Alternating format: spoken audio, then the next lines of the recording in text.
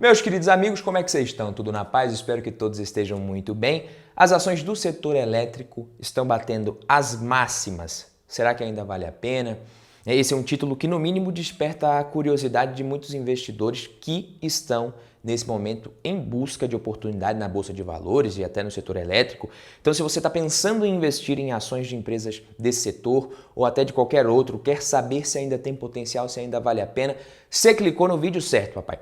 Nesse vídeo aqui a gente vai analisar, vai explorar o setor, o atual momento das empresas, se essas ações de elétricas ainda são uma opção interessante. O setor elétrico é conhecido por muita estabilidade nos seus retornos consistentes, crescentes, com bons dividendos também, mas com algumas ações batendo as máximas históricas. É importante a gente avaliar muita coisa para não se precipitar. Se você quer tomar decisões de investimentos bem embasadas, só vem comigo aqui até o final do vídeo, que esse vídeo é para você. E quem já é de casa, deixa o like aqui. Quem não é de casa ainda, sinta-se convidado a ser de casa se você gostar do vídeo, do conteúdo e da minha cara. É óbvio. E é o seguinte, se a gente olhar aqui, de acordo com um levantamento feito pelo Trademap a pedido do Infomoney, 18 ações chegaram ao seu valor máximo em junho. Isso considerando o valor ajustado pelos dividendos. Entre essas ações, a gente tem várias empresas do setor elétrico que bateram as máximas. Então, primeiro vamos dar uma olhada nas ações e depois a gente vai falar sobre os motivos, o que fazer nesse momento, o que não fazer, quais ações ainda estão mais descontadas, se vale a pena, se não vale a pena. Uma dessas ações é a Engie, que é uma empresa do setor elétrico. Se a gente observar aqui no gráfico no Investidor 10, a gente vê que realmente, ajustado pelos dividendos, as ações acabaram de bater as máximas. Uma coisa importante da gente olhar sempre os indicadores P sobre L 12,93, que é a relação de preço sobre lucro, que mede ali, teoricamente, em quantos anos você demoraria para recuperar esse investimento. É claro, você não pode levar isso ao pé da letra, os lucros são crescentes, às vezes a empresa paga dividendos também, muita coisa influencia. O PVP, o preço em relação ao valor patrimonial, é outro indicador que muita gente gosta de analisar também. Mas é sempre importante analisar esses indicadores em conjunto com outros indicadores e observar também os aspectos qualitativos de qualquer empresa. E no final do vídeo eu vou falar algo aqui que realmente vai fazer muito sentido para muitos de vocês que estão em dúvida nesse momento. Mas é claro que a Engie é uma empresa que negocia múltiplos maiores. O ROI da Engie é acima de 30%. O ROI ele mede o retorno sobre o patrimônio líquido. Você divide o lucro líquido pelo patrimônio líquido, você tem o retorno sobre o patrimônio líquido, que é o ROI, em inglês Return on Equity. Se a empresa consegue gerar mais retorno para o mesmo patrimônio dos sócios, ela tem que ser mais cara. Então o ROI da Engie é acima da média do setor elétrico, por isso a ação negociada sempre a múltiplos mais altos. O ROIC também, a gente vai ver isso quando eu estiver falando de outra ação que também bateu as máximas. E aproveitando aqui, já emendando com as ações da Alupar, uma ação que subiu 26,7% nos últimos 12 meses, bem acima da renda fixa, um dividend yield razoável de 5,25%, mas isso aqui deve subir, porque é uma empresa que está começando a gerar muito caixa, colhendo o resultado de investimentos que ela fez. P sobre L 12,44, meio parecido com o da Engie, mas um PVP bem menor. Lembra que eu falei daquela relação do preço sobre o valor patrimonial com a rentabilidade? Você consegue observar facilmente que o ROI da Alupar nesse momento é menor do que o ROI da Engie, o ROI e o ROIC. Então é natural que ela seja negociada com um PVP menor. Por que o P sobre L mais ou menos em linha? Porque talvez se espere que os lucros da empresa cresçam mais nos próximos anos, principalmente no curto e médio prazo, que o da Engie. São empresas em momentos diferentes. A Alupar fez muitos investimentos, pegou muito caixa e alocou nesses projetos, agora vai começar a gerar caixa em termos operacionais, esse dinheiro. Ela pode tanto reinvestir quanto pode pagar dividendos.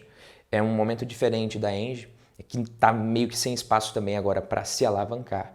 Mas são empresas que operam de forma diferente, sem contar os segmentos. A Engie mais focada em geração, a Alupar em transmissão. Mas é uma empresa bacana, você pega o checklist aqui do investidor Buy and Hold, empresa com 90 de 100, mais de 5 anos de bolsa, lucro nos últimos 20 trimestres, um bom ROI. Então, é uma empresa interessante de modo geral, mas analisando aqui também, já bateu as máximas dos últimos anos. ENBR3, Energias do Brasil, também batendo as máximas se a gente reajustar pelos dividendos. O principal motivo está bem aqui, ó, nesse dia 2 de março, a gente teve um salto nas ações com a empresa dizendo que estava prestes a realizar uma oferta pública de aquisição, deixar de ser uma empresa listada em bolsa, oferecendo um prêmio interessante a quem quisesse aderir à oferta pública.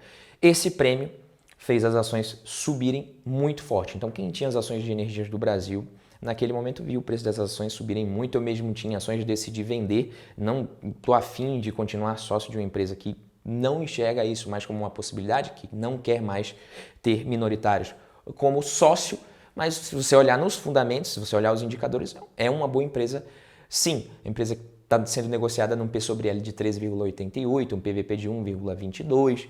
Então, aparentemente, essas ações subindo muito por conta de alguns fatores, mas tem coisas que o investidor às vezes não analisa, que ele precisa analisar, e é muito mais isso que eu queria focar nesse vídeo aqui, depois que a gente desse uma olhada nas empresas, é claro. CEMIG também, olhando os últimos anos, subiu pra caramba, nas máximas, se a gente reajustar pelos dividendos. Outra empresa que subiu pra caramba, Equatorial. Equatorial nos últimos 5 anos teve um bom desempenho. Nesse último ano é a empresa que mais se valorizou, com 40,4% de valorização.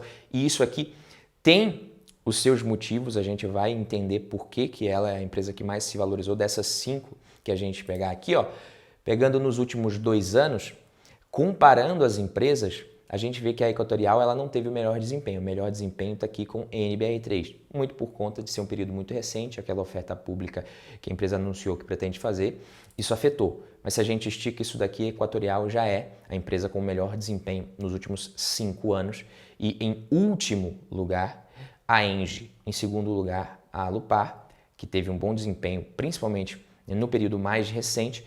E se a gente estica para 10 anos, aí a Equatorial disparado é a empresa que mais cresceu, que mais gerou retorno para o acionista. Em segundo lugar, Energias do Brasil. Em terceiro, Engie. E por último, a Alupar. Uma coisa interessante da gente observar aqui é que a Equatorial, o dividend yield dela é muito baixo. Então, muita gente investe no setor elétrico com esse objetivo de renda passiva, de receber bons dividendos. Então, se bate o olho numa empresa como essa, um P sobre L altíssimo, que para muita gente que é iniciante vai achar que é uma empresa cara. Um P sobre VP também alto, você vai achar ações com um P sobre VP bem menor. E um dividend yield baixinho, você fala, pô, para que eu vou investir numa empresa dessa? Não vale nada. Só que nos últimos 10 anos ela deu um banho em todas as ações do setor elétrico e principalmente, se a gente considerar as empresas da Bolsa de Valores como um todo, uma das que teve, se eu não me engano, o melhor desempenho. E no caso da Equatorial, isso tem muito a ver com a alavancagem da empresa e o crescimento. É claro, quanto mais a empresa se alavanca, ela pode entregar mais crescimento, ela pode entregar mais valor, gerar mais valor pro acionista, mas é um risco que ela corre também. Então, nesse comparativo das ações que eu trouxe aqui, também no Investidor 10, se a gente olhar a Equatorial com relação a esse múltiplo dívida líquida sobre EBITDA, ela é a mais alavancada de todas, com 4,42. A menos alavancada, nesse momento, é a Engie. Ela estava no fim de um ciclo de alavancagem e está se desalavancando. Essas empresas estão com uma alavancagem legal. Energias do Brasil, a Alupar também se desalavancando recentemente, mas a Equatorial muito mais alavancada. Só que quando a gente olha para a rentabilidade da empresa, e aí a gente já precisa olhar aqui o ROI e o ROIC, a Equatorial ela tem uma boa rentabilidade. É claro, tem momento a momento que a gente precisa observar, mas o ROI da empresa, nos últimos anos, é muito bom. A média é de 36,55%.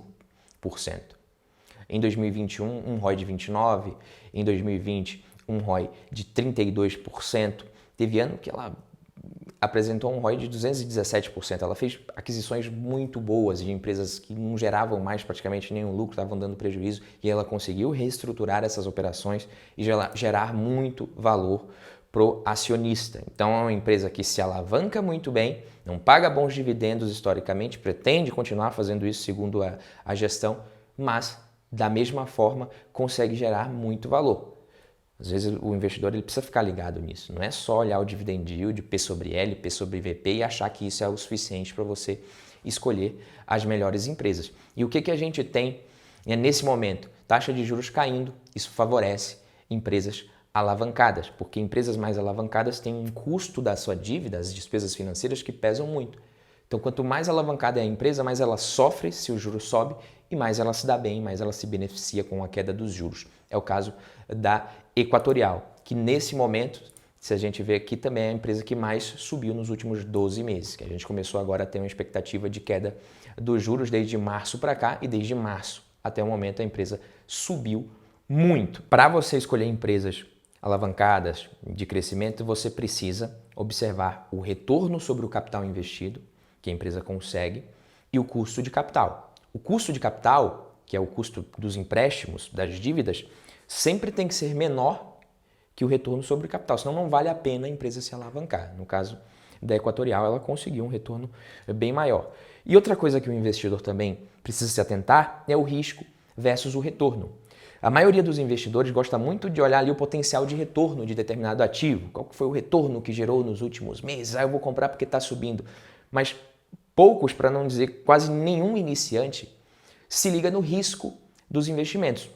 Nesse momento, as ações estão batendo as máximas, as ações não estão mais tão descontadas, o retorno potencial talvez seja menor, mas o risco também é muito menor de se investir agora. Então você pega um ativo livre de risco, né, e o prêmio de risco que o investidor exige na renda variável, isso tudo pesa nesse momento para o mercado precificar qualquer ativo que seja. O ativo livre de risco, a taxa Selic, deve começar a cair. Tá? A curva de juros vem caindo. Se você for ver a previsão, as expectativas do mercado para a inflação, para a taxa Selic, comparado com o início do ano para agora, diminuiu bastante. E qual que é o prêmio de risco que o mercado exige? O mercado ele vai ver ali, olha, o ativo livre de risco é esse, para investir em renda variável eu exijo esse retorno aqui. Eu exijo um prêmio, digamos, sei lá, de 5%, 6% em relação ao ativo livre de risco. Então, quanto mais o ativo livre de risco está pagando, maior vai ser o retorno que o investidor vai exigir nos ativos de risco. Como ele não tem como mexer no valor que a empresa vai gerar, no fluxo de caixa futuro que a empresa vai gerar, isso não tem como ele não tem controle sobre isso, o que ele faz? Ele exige no preço um retorno maior. Então as ações costumam cair quando a taxa de juros está muito alta. Quando a taxa de juros começa a cair, e principalmente o juro futuro, os investidores começam a enxergar duas coisas. Primeiro, o ativo livre de risco vai diminuir. Então, para eu conseguir esse prêmio de risco nos ativos de risco, eu já posso exigir um retorno às vezes menor, ou seja, aceitar pagar um preço maior. Outra coisa, a segunda coisa, despesas financeiras, o custo da dívida, o impacto de uma taxa de juros mais alta nos resultados das empresas. Então, além do investidor aceitar pagar um preço maior nas ações por conta disso, dessa comparação do seu prêmio de risco, as empresas também devem começar a entregar resultados melhores com a queda dos juros. Aí ele aceita pagar um preço maior ainda.